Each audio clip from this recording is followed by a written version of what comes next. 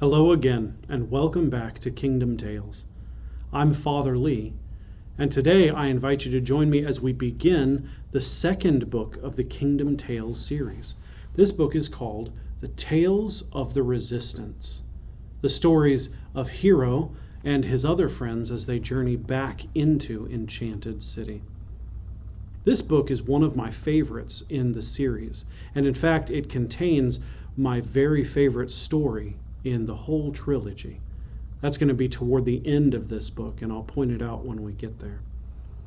Today's story is about learning how to hear the king's voice and following the king's commands and learning who and whose we really are.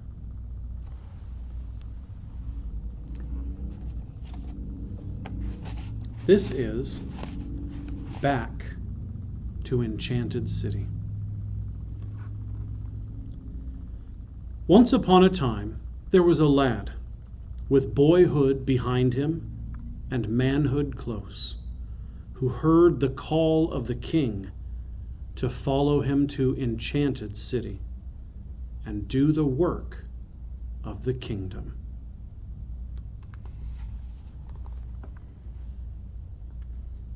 Hero was afraid. He watched the ranger holding a burning torch to the ring of stones that circled the place of the great celebration. The sacred flames ignited with a whoosh, lifting the hems of the blue robes of the protectors of Great Park, who stood as sentries around inmost circle. The silver insignia of the rangers caught the light and flashed in the outer circle toward the rim of fire. Tonight, he would leave these friends, leave Mercy and Caretaker, leave these woods, these dear fields, leave everything in the world he had come to love. Well, almost everything, he reminded himself. What he loved most in the world was the king, and to be a king's man, and to do the king's work. And the voice of the king, the most beautiful of men, had spoken inwardly only this morning.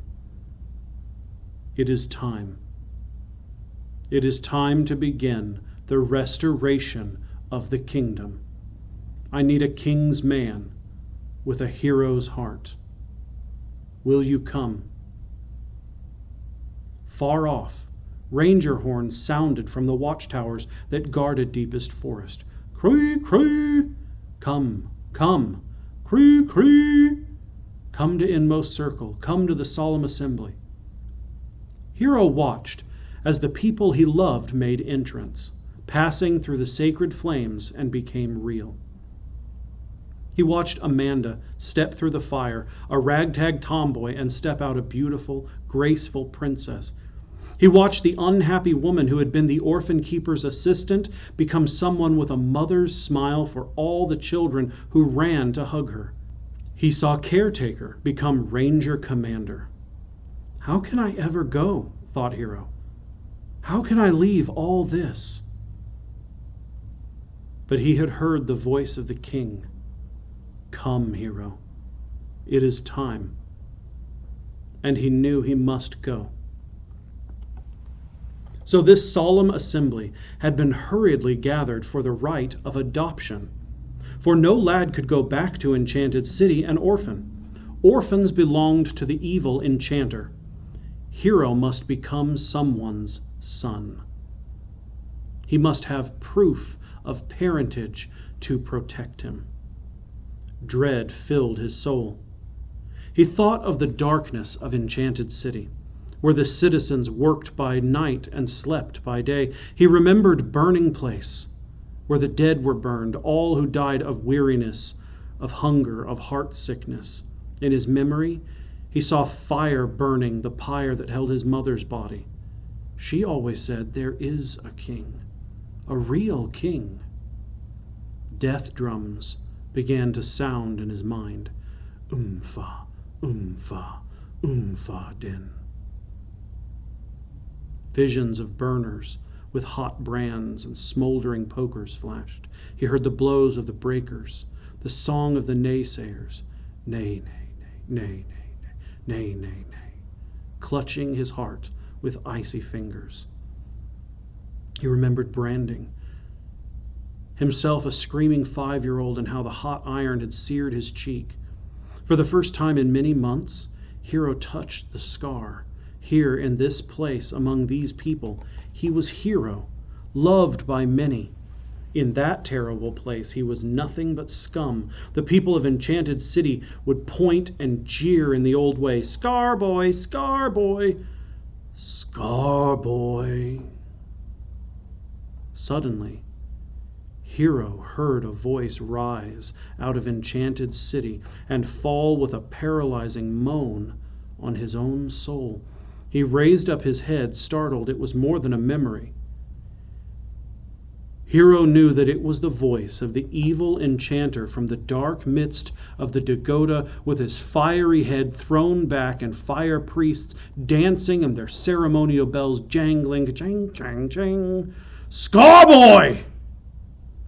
Hero cowered, standing outside the circle of flames. His heart felt like stone. The hot eye of the enchanter had found him here, in the midst of his fear. How could he follow the king if he kept hearing this loud, terrible cry? He would be vulnerable, alone. Oh, mercy, the lad whispered to the old woman beside him. I'm afraid.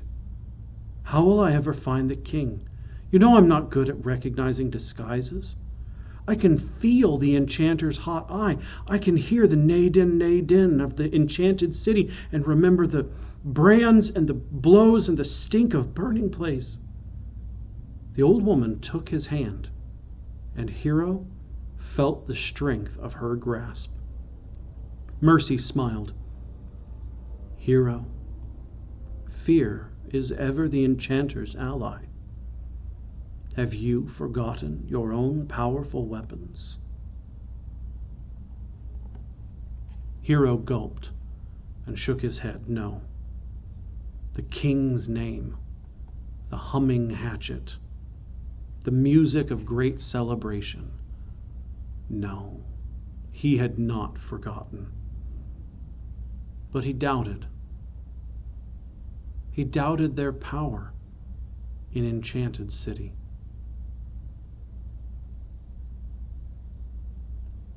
Mercy turned, placing both hands on his shoulders.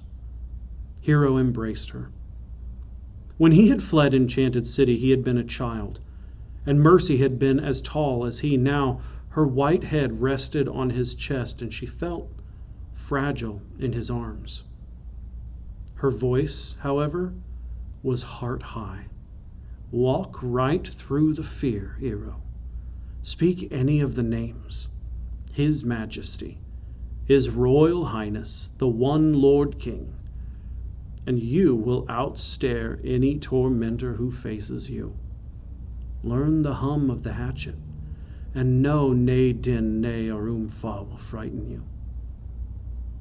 Sing the music of the great celebration, dance the steps, and you will kick aside the ashes of death.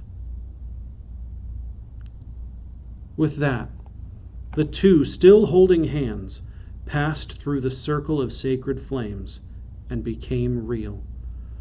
Mercy, young and beautiful, and he with a shock.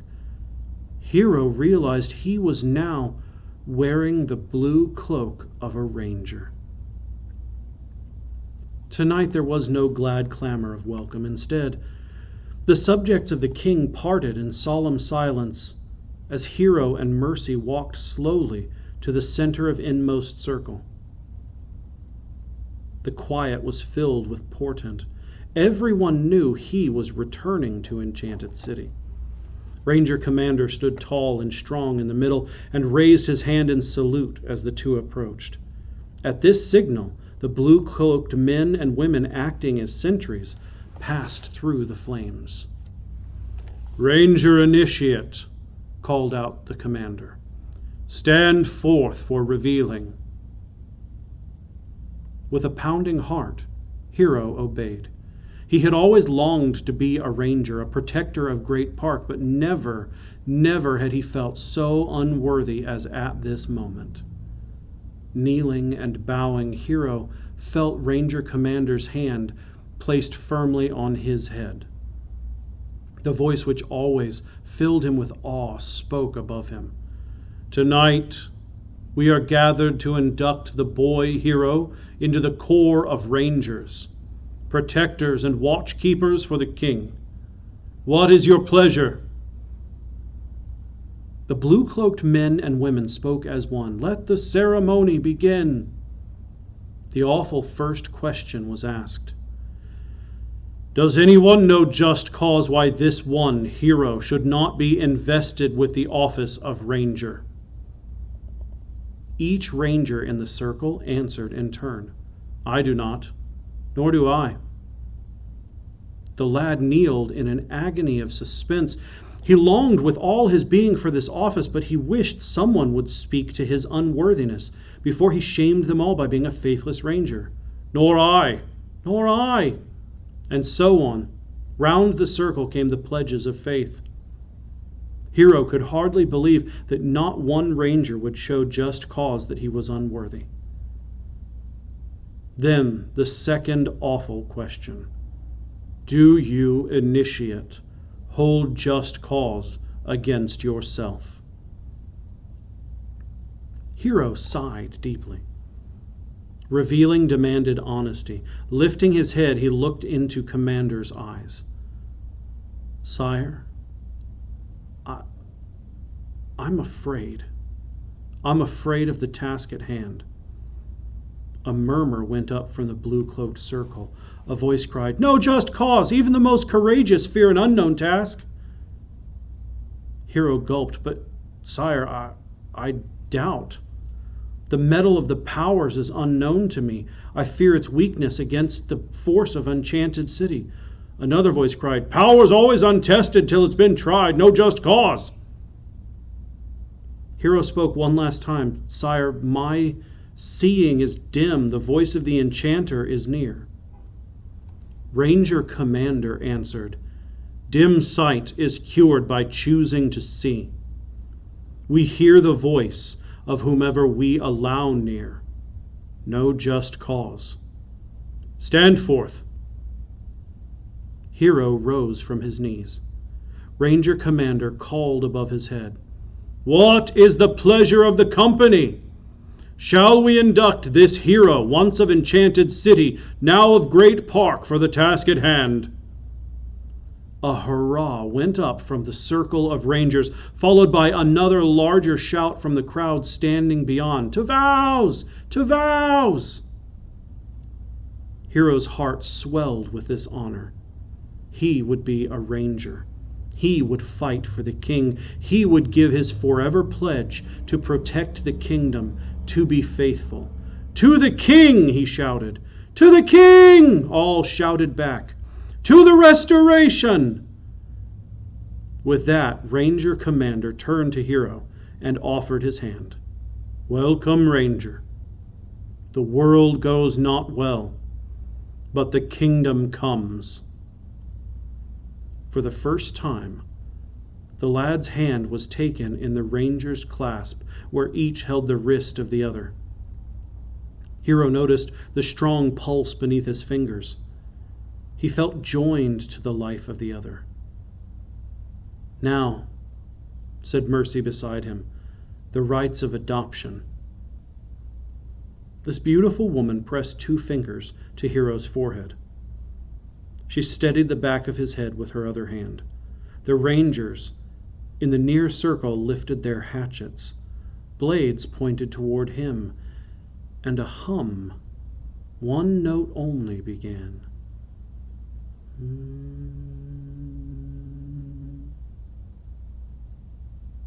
"I, wife of caretaker, war maiden Ranger, do implant you, Ranger Hero, with this proof of parentage. You will always know you belong to us. You are ours. Orphan no more. You are heir to all we hold." Hero closed his eyes and listened to the simple one-note hum.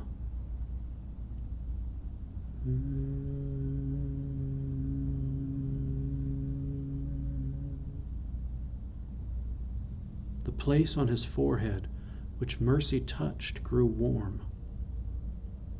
Then the gentle warmth diffused through his whole body. It was only when he opened his eyes that he realized every hatchet had been sheathed, and that the hum he heard, the one-note hum, was now in his own brain, in his own ears, in his own heart. The people of Great Park began to leave. Wordlessly they withdrew into deepest forest. Amanda gave him a shy hug. Her eyes glistened with tears. On the edge of the crowd, special friends waved silent farewells. Each ranger clasped his hand and then departed. The sacred flames dimmed and died, leaving only glowing charcoals to mark the circle. Hero stood alone with Caretaker and old Mercy. "It is time," said Caretaker. "We will accompany you as far as Burning Place." So the three walked together out of inmost circle, through deepest forest, to the practice field, deserted in the night, along the path to Caretaker's cottage, where the latest outcasts rested in sleep, down the edge of wildflower woods, to the old stone gate of Great Park.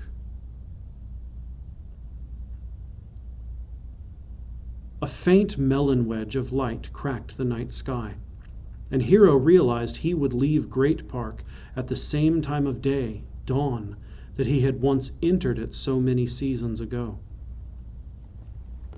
Caretaker raised his hatchet, and the familiar hymn hum began.